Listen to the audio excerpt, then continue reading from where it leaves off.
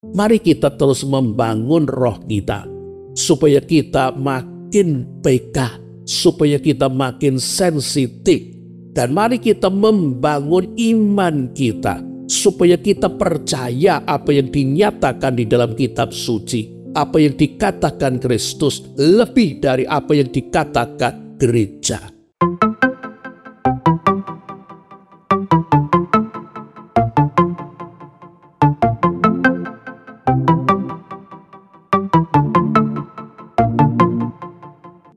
Shalom Bapak Ibu, selamat bertemu kembali bersama dengan saya dalam seri Walking with God. Ini seri yang ke-149. Saya mengambil bacaan dari 1 Korintus 13 ayat 1 bagian A. Sekalipun aku dapat berbicara dalam semua bahasa manusia dan bahasa malaikat, tetapi jika aku tidak mempunyai kasih, aku sama seperti gong yang berkumandang dan simbal yang gemerinci. Bahasa manusia dan bahasa malaikat. Tema dari percakapan malam hari ini adalah 4 kategori bahasa lidah. Mari kita berdoa. Terpujilah Bapa, Putra, dan Roh Kudus, Tuhan kami, pencipta, pemelihara, dan penyelamat hidup kami. Tuhan yang sudah menjadikan setiap kami anak-anak Tuhan, Tuhan yang memanggil kami untuk menjadi rekan sekerja Tuhan. Tuhan juga yang sesungguhnya memperlengkapi kami, supaya kami dapat ikut serta dalam karya yang Tuhan percayakan kepada kami.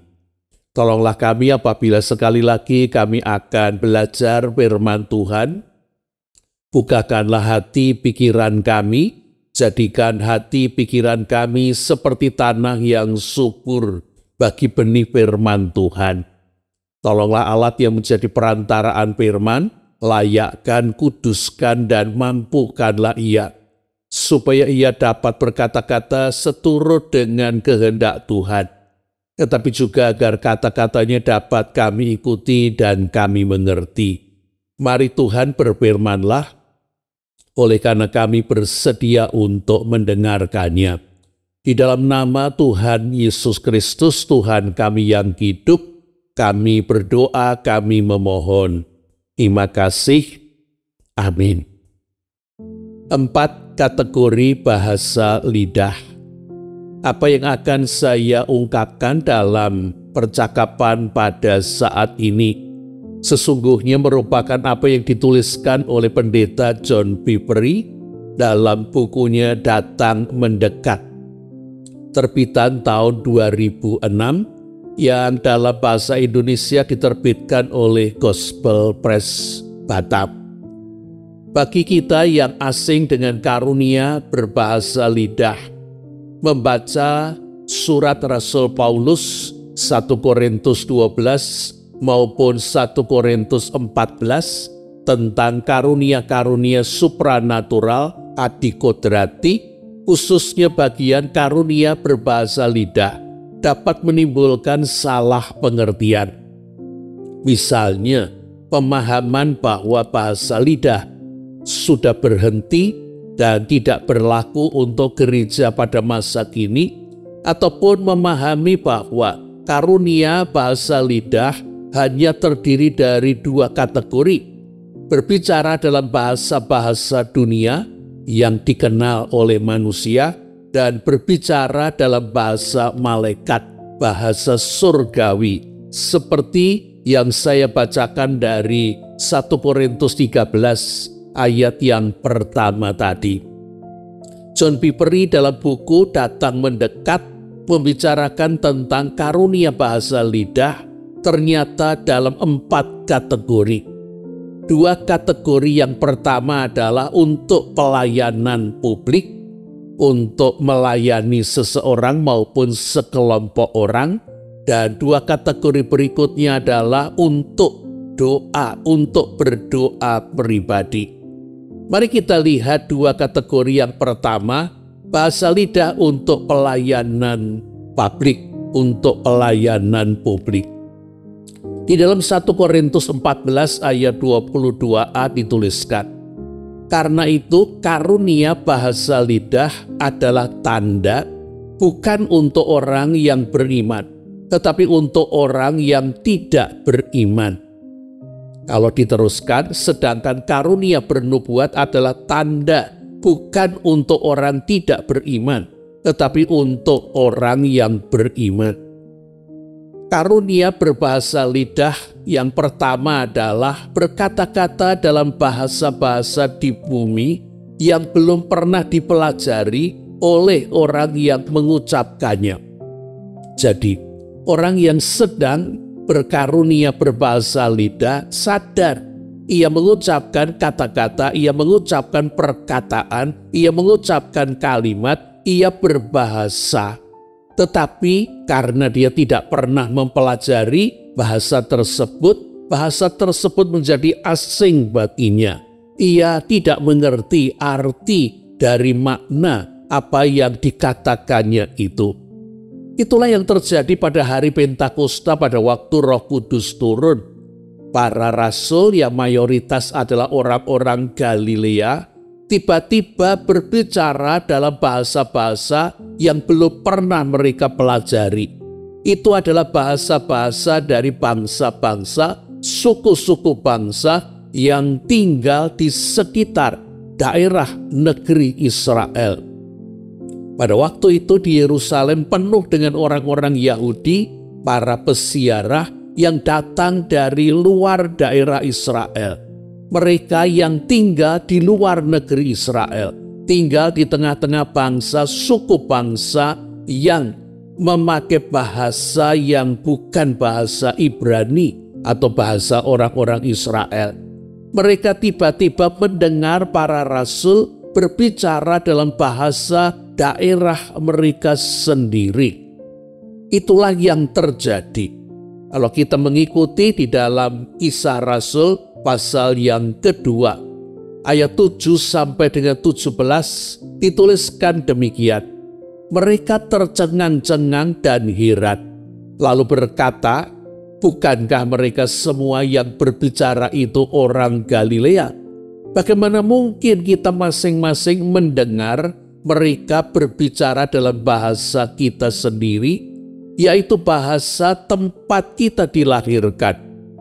Kita orang Partia, Media, Elam, penduduk Mesopotamia, Yudea dan Kapadokia, Pontus dan Asia, Frigia dan Pamfilia, Mesir dan daerah-daerah Libya yang berdekatan dengan Kirene, pendatang-pendatang dari Roma, baik orang Yahudi maupun penganut agama Yahudi, orang Kreta dan orang Arab.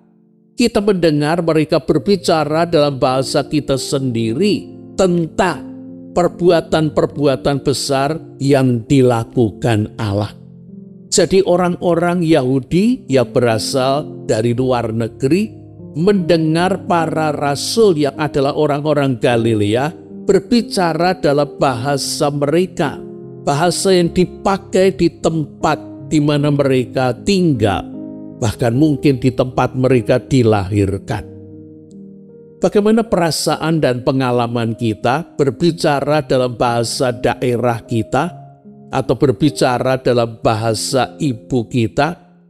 Bukankah kita memiliki perasaan dan nuansa yang lebih mendalam ketika kita berbicara maupun mendengar dalam bahasa ibu kita, bahasa daerah kita?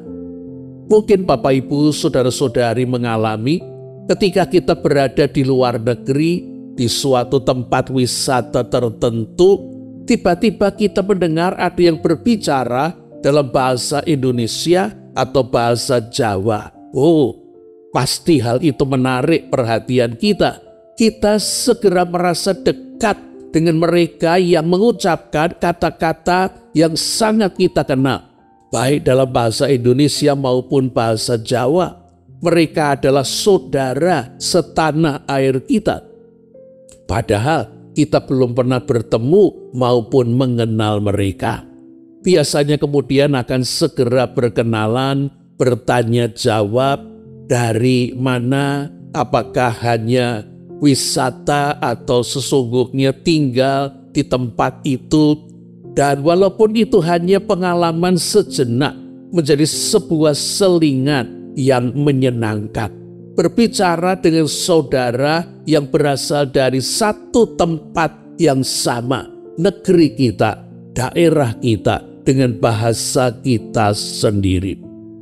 Pada hari Pentakosta ketika Roh Kudus turun dan Tuhan memberikan bahasa-bahasa yang baru kepada para rasul yang adalah orang-orang Galilea. Oleh karena Tuhan ingin menyapa orang-orang Yahudi yang berziarah ke Yerusalem, yang berasal dari luar Yerusalem dengan bahasa mereka sendiri, dengan bahasa daerah tempat mereka tinggal, yaitu bahasa yang sehari-hari mereka pakai. Tuhan memperkenalkan dirinya dan memberitahukan kepada mereka perbuatan-perbuatannya yang besar. Dan itu dilakukan Tuhan dengan menyapa mereka dalam bahasa mereka sendiri. Tuhan hendak menyatakan sebagaimana Tuhan mengenal bahasa mereka, Tuhan pun mengenal mereka, memperhatikan mereka, peduli kepada mereka, mereka yang datang untuk beribadah kepadanya dengan melakukan perjalanan ke Yerusalem, hendak berbakti kepadanya.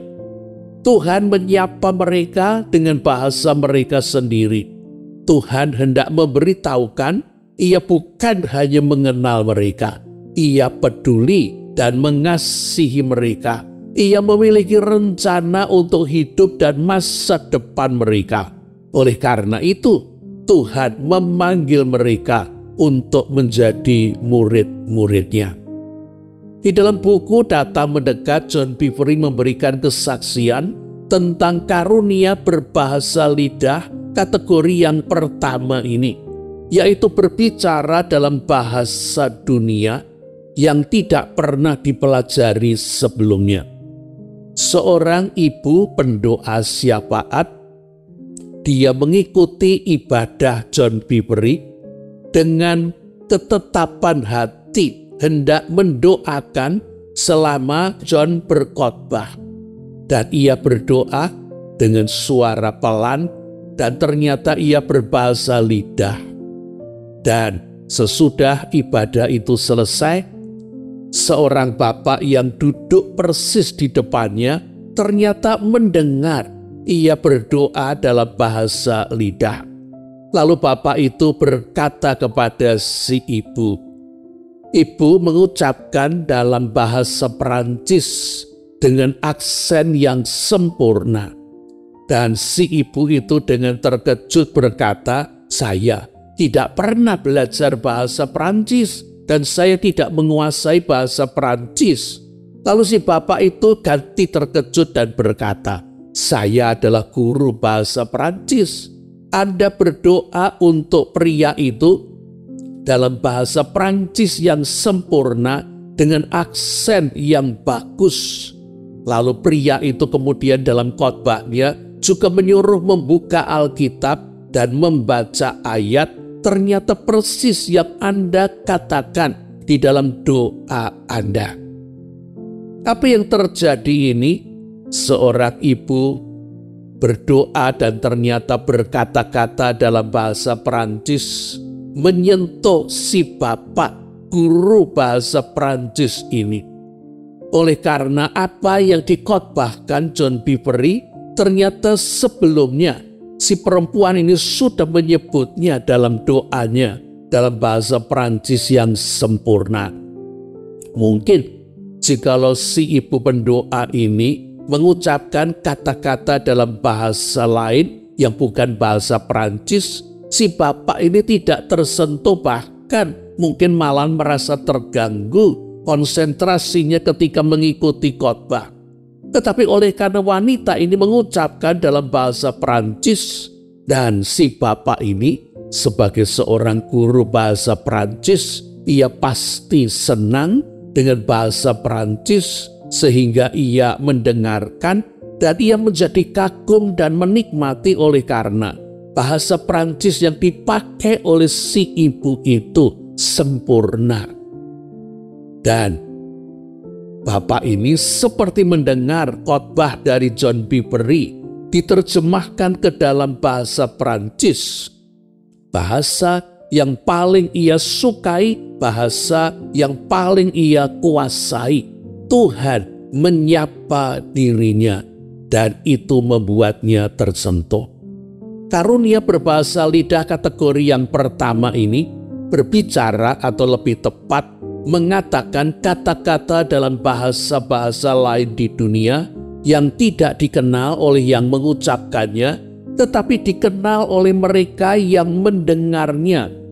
Dan oleh Roh Kudus hal itu dipakai untuk menyapa, untuk memanggil orang yang mendengar kata-kata dalam bahasa yang ia kenal, bahasa daerahnya, bahasa ibunya. Sehingga jikalau ia belum percaya kepada Kristus, hal itu membuatnya kemudian menjadi percaya kepada Tuhan Yesus. Jadi Tuhan memakai karunia bahasa lidah kategori yang pertama ini berbicara dalam bahasa dunia untuk menyapa, untuk memanggil seseorang yang belum percaya untuk menjadi muridnya. Bahasa lidah untuk pelayanan. Yang kedua adalah karunia bahasa lidah yang berwujud bahasa malaikat atau bahasa surgawi yang tidak ada yang mengerti makna dan artinya. Oleh karena itu biasanya kemudian diberikan penafsiran. Orang itu sendiri atau orang lain memberikan tafsirannya. Oleh karena ada orang yang diberi karunia menafsirkan bahasa lidah. Di dalam 1 Korintus 12 ayat yang ke-10 dikatakan, kepada yang seorang ia, Tuhan, Roh Kudus, memberikan karunia untuk berbicara dalam bahasa-bahasa lidah. Dan kepada yang lain, karunia untuk menafsirkan bahasa lidah itu. 1 Korintus 14 ayat 26 sampai dengan 28. Jadi, bagaimana sekarang saudara-saudara? Ketika kamu berkumpul, tiap-tiap orang mempersembahkan sesuatu, yang seorang mazmur, yang lain pengajaran atau penyataan Allah, atau bahasa lidah, atau penafsirannya. Hendaklah semuanya itu dipergunakan untuk membangun. Jika ada yang berbicara dalam bahasa lidah, biarlah 2 atau sebanyak-banyaknya 3 orang, seorang demi seorang, dan harus ada orang lain untuk menafsirkannya. Jika tidak ada orang yang dapat menafsirkannya, hendaklah ia berdiam diri dalam pertemuan jemaat dan hanya berbicara kepada dirinya sendiri dan kepada Allah. Kategori yang kedua adalah karunia berbahasa lidah, tetapi yang muncul adalah bahasa malaikat, bahasa surgawi. Dan kata-kata dalam bahasa malaikat, bahasa surgawi ini diucapkan di tengah-tengah pertemuan jemaat, di tengah-tengah pertemuan ibadah. Tetapi mari kita sadari bahwa pertemuan ibadah pada zaman gereja mula-mula maupun dalam jemaat-jemaat yang didirikan oleh Rasul Paulus berbeda dengan pertemuan ibadah jemaat dalam gereja sekarang. Gereja sekarang mengadakan ibadah hari Minggu di gedung yang dapat menampung ratusan orang, bahkan ada yang menampung ribuan orang. Sedangkan pada waktu gereja mula-mula, mereka berkumpul di rumah-rumah. Lebih tepat dikatakan gereja rumah. Roma 16 ayat 3, Kolose 4 ayat 15 dan 16. Jemaat di rumahmu, sehingga yang hadir sekitar 10 sampai 20 orang saja. Dalam pertemuan jemaat rumah inilah masing-masing diberi kesempatan untuk mempersembahkan sesuatu, mazmur, pengajaran, penyataan Tuhan maupun karunia berbahasa roh, dan dibatasi 3 orang mengucapkan kata-kata dalam bahasa roh yang keluar biasanya adalah bahasa malaikat atau bahasa surgawi. Sehingga harus ada yang menafsirkannya supaya kata-kata dalam bahasa malaikat ini menjadi bermakna, menjadi berguna, dan membangun. Roh Kudus memakai karunia berbahasa roh, bahasa malaikat, bahasa surgawi untuk kepentingan jemaat, untuk membangun jemaat.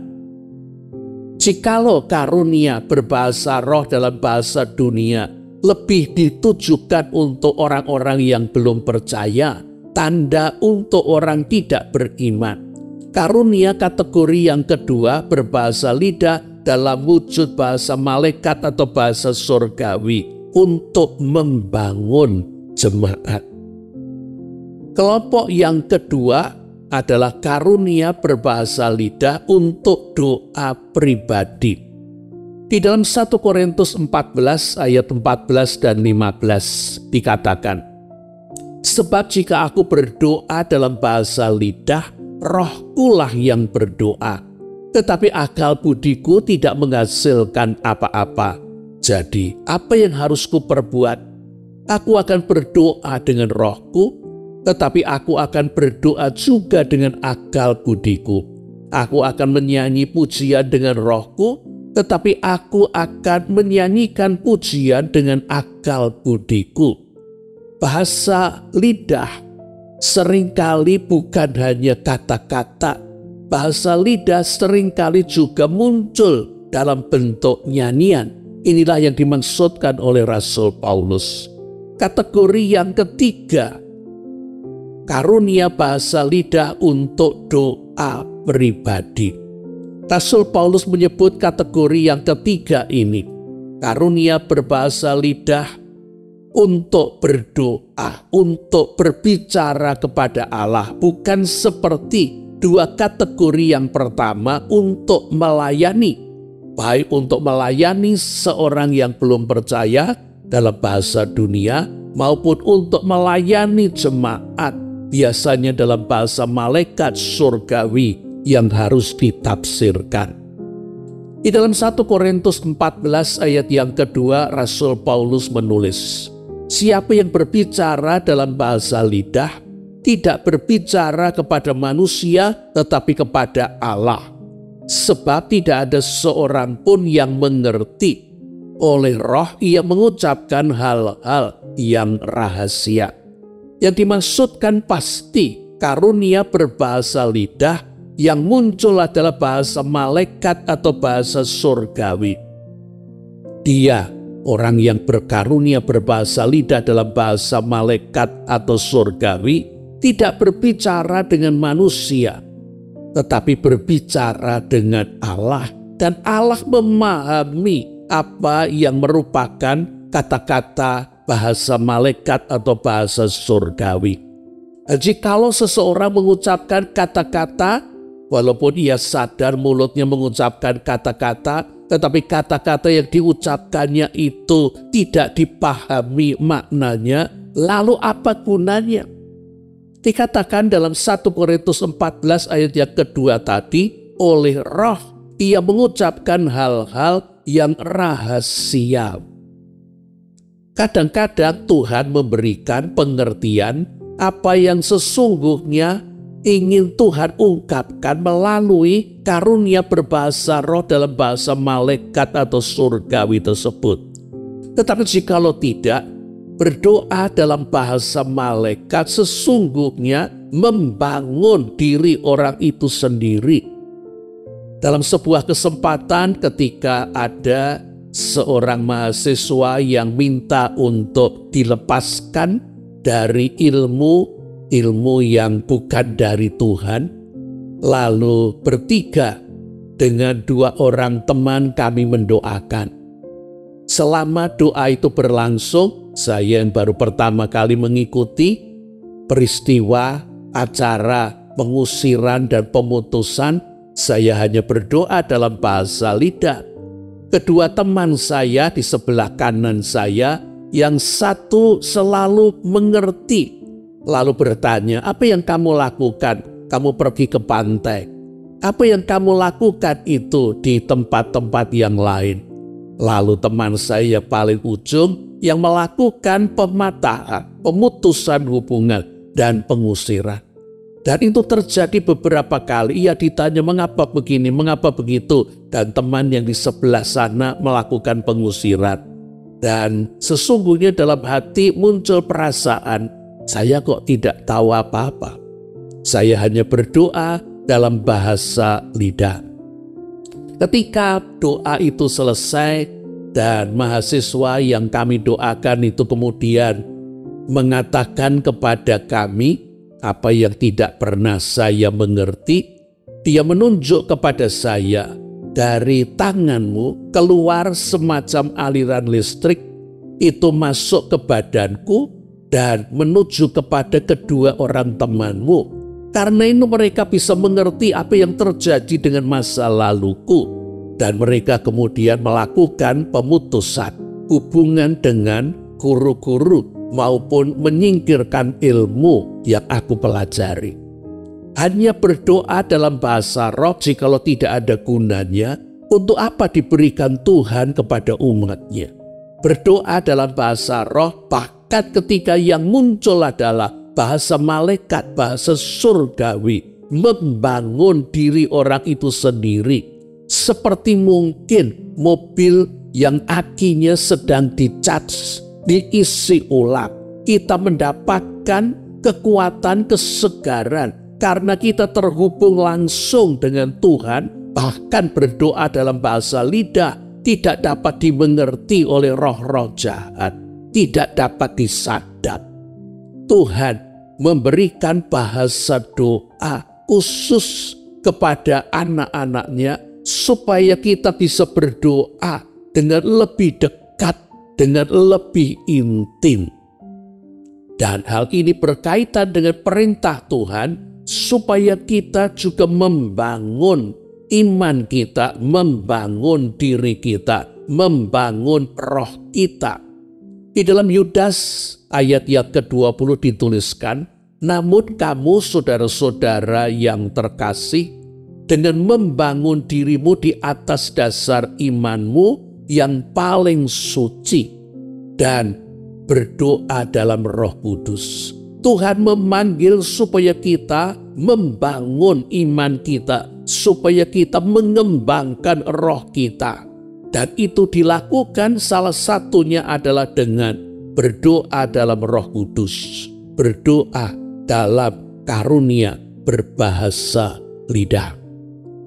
Berdoa dalam karunia berbahasa lidah ini memperbesar kemampuan kita untuk menampung kehadiran Roh Kudus dan kuasanya dalam hidup kita. Dengan berdoa dalam bahasa lidah, kita sedang memperkuat manusia batiniah kita agar lebih mudah dipimpin oleh Roh Allah, bukan oleh pikiran-pikiran kita sendiri. Kategori yang keempat dari karunia berbahasa lidah adalah karunia berbahasa lidah untuk berdoa syafaat. Karunia berbahasa lidah untuk berdoa syafaat seringkali yang muncul juga dalam bahasa malaikat, bahasa surgawi. Ketika seseorang ditugasi Tuhan, dipakai oleh Roh Kudus untuk mendoakan orang lain, menjadi perantara doa bagi orang lain.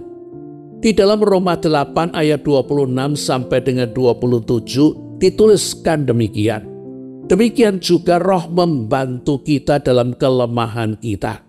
Sebab kita tidak tahu bagaimana sebenarnya harus berdoa. Tetapi Roh sendiri menyampaikan permohonan kepada Allah dengan keluhan-keluhan yang tidak terucapkan.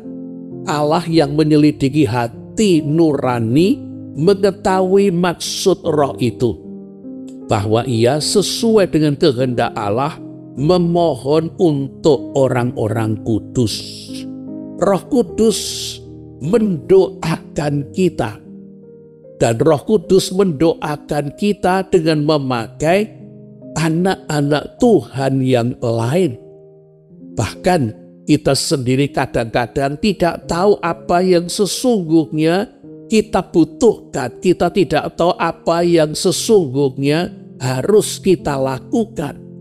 Roh Kudus berdoa untuk menolong kita mengerti. Demikian juga Roh Kudus memakai anak-anak Tuhan, memakai kita untuk mendoakan saudara kita yang lain yang membutuhkan topangan doa, pertolongan dengan didoakan, dikuatkan, didukung, ditopang.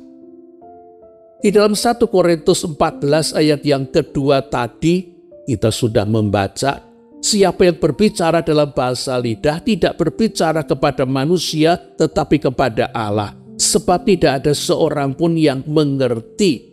Oleh Roh ia mengucapkan hal-hal yang rahasia.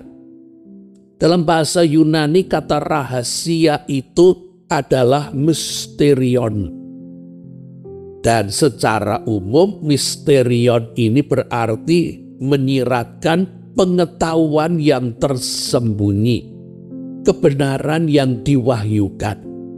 W.E. Pine mengatakan mysterion adalah hal yang di luar jangkauan pemahaman alami, yang hanya dapat disingkapkan dengan pewahyuan ilahi dan disingkapkan hanya kepada mereka yang diterangi oleh Roh Kudus. Manfaat berdoa dalam bahasa roh, oleh karena roh mengerti pikiran Kristus dan Bapa, dan roh itu ada di dalam diri kita, mengerti keberadaan kita maupun keberadaan saudara kita yang membutuhkan pertolongan. Dengan demikian Roh Kudus menjadi pengantara.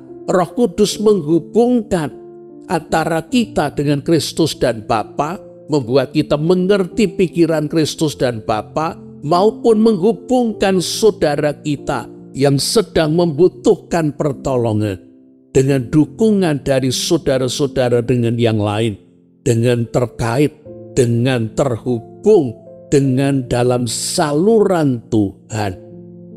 Dan doa dalam bahasa roh sesungguhnya walaupun kita tidak mengerti maknanya, dan karena itu Rasul Paulus memberikan petunjuk supaya kita berdoa meminta penafsirannya, memberikan keintiman yang lebih dalam dengan Kristus dan Bapa.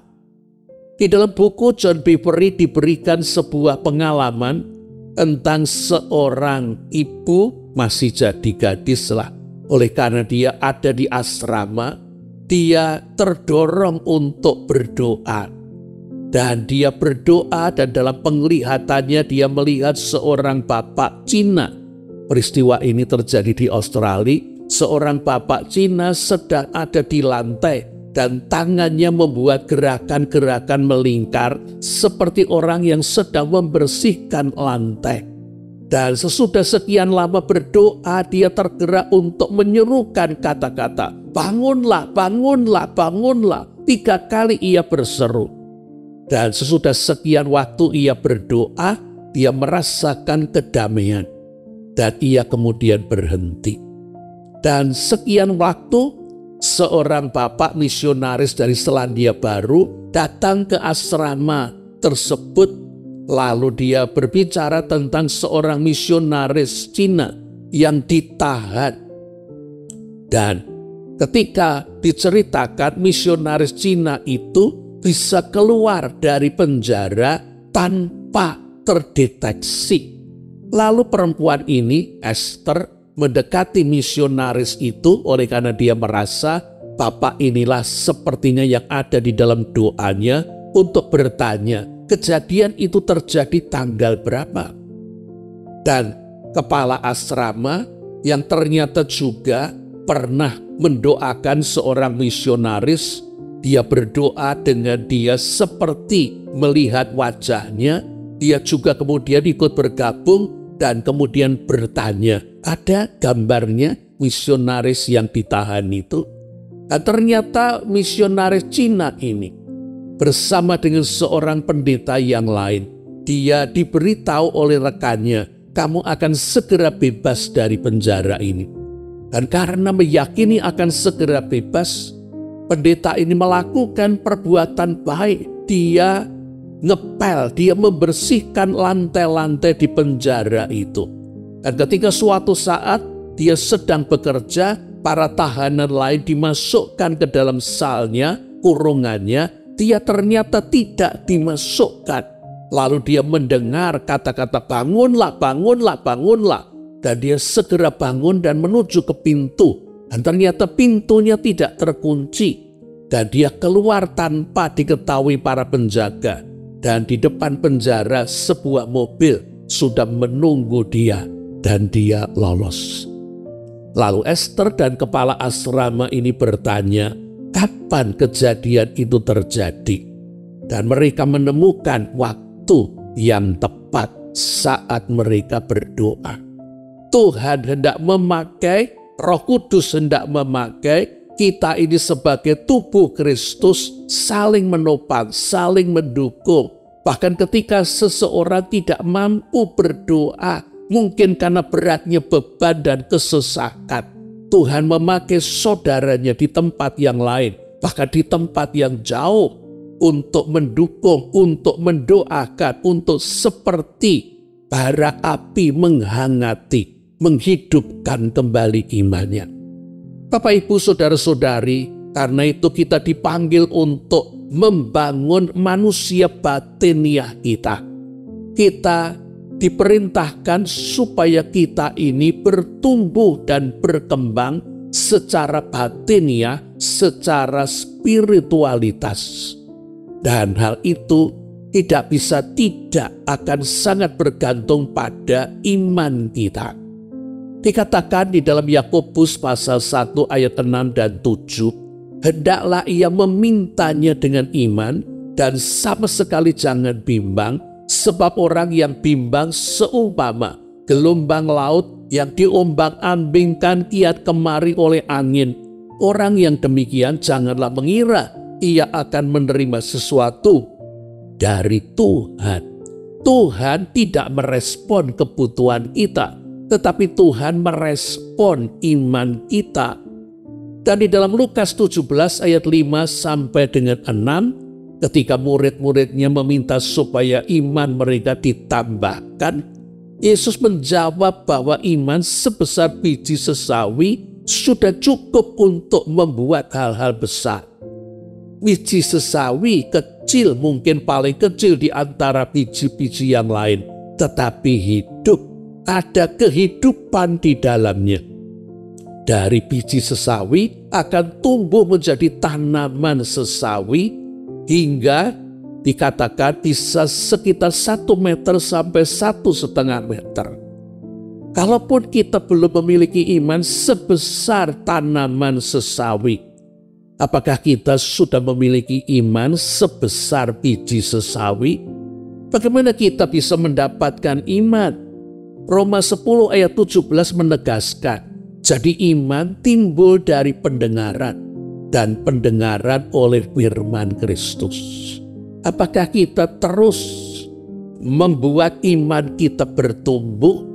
Kita bertumpu pada firman Tuhan, pada mentaati firman dan mentaati Kristus.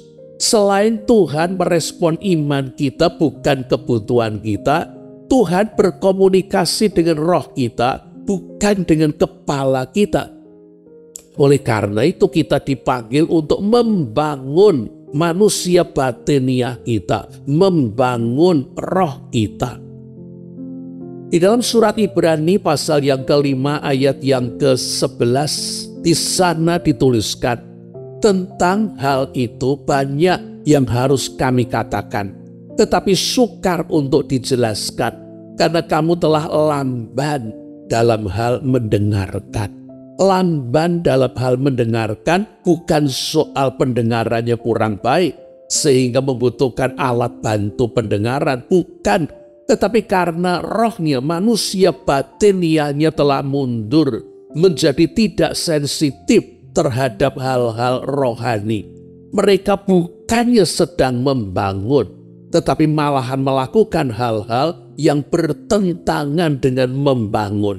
Mereka menjadi lamban dalam mendengarkan firman Tuhan, sehingga keintiman mereka dengan Tuhan terganggu.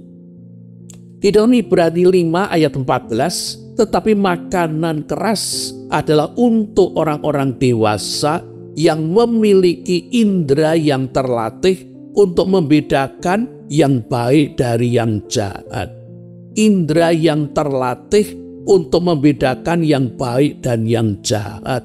Ini tidak berbicara tentang panca indera lahiriah, tetapi berbicara tentang indera batiniah. Sama seperti panca indera kita ini butuh dipakai dan bahkan dilatih sehingga semakin berguna. Demikian juga batin kita, indera batin kita mesti dilatih supaya kita semakin intim dengan Allah, semakin mudah mempercayai Tuhan, menerima janji-janji Tuhan tanpa kelambanan, tanpa ketidaksiapan kita. Dikatakan kalau seseorang melatih indera pendengarannya, para pemimpin orkestra, para musisi, di tengah-tengah gegap gempita orkestra, mereka mampu mendengar suara yang fals, yang tidak tepat. Mereka yang melatih matanya, mereka bisa melihat batu permata, dan mereka bisa mengerti bagaimana dengan warnanya, bagaimana dengan kejernihannya, bagaimana dengan cacat yang ada. Sementara di mata orang normal, mereka tidak melihat seperti itu. Mereka yang melatih penciumannya mampu menyebutkan di dalam sebuah wewangian apa sesungguhnya aroma dasar yang dipakai dan aroma pelengkap yang ditambahkannya. Dikatakan seperti indera lahiriah kita bisa dilatih, kita juga harus melatih indera batin kita.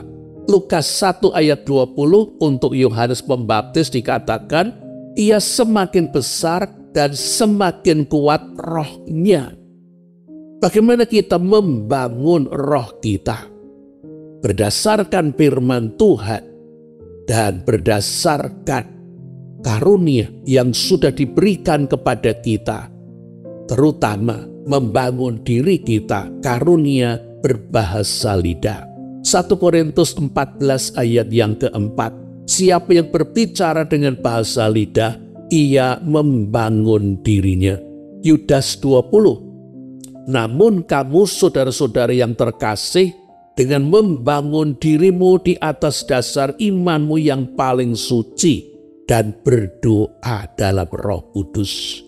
Mari kita terus membangun roh kita supaya kita makin peka, supaya kita makin sensitif, dan mari kita membangun iman kita supaya kita percaya apa yang dinyatakan di dalam kitab suci, apa yang dikatakan Kristus lebih dari apa yang dikatakan gereja, termasuk bahwa Tuhan memberikan karunia-karunia, termasuk karunia berbahasa roh untuk sebuah kegunaan dan untuk menopang pelayanan.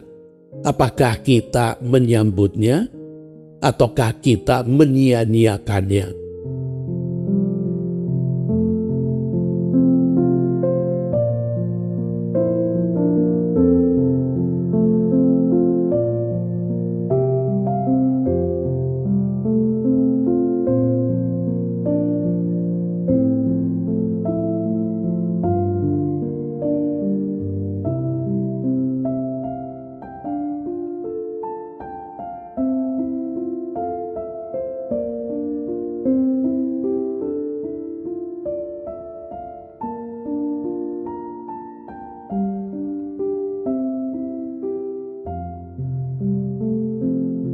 Pilihannya ada di tangan kita masing-masing.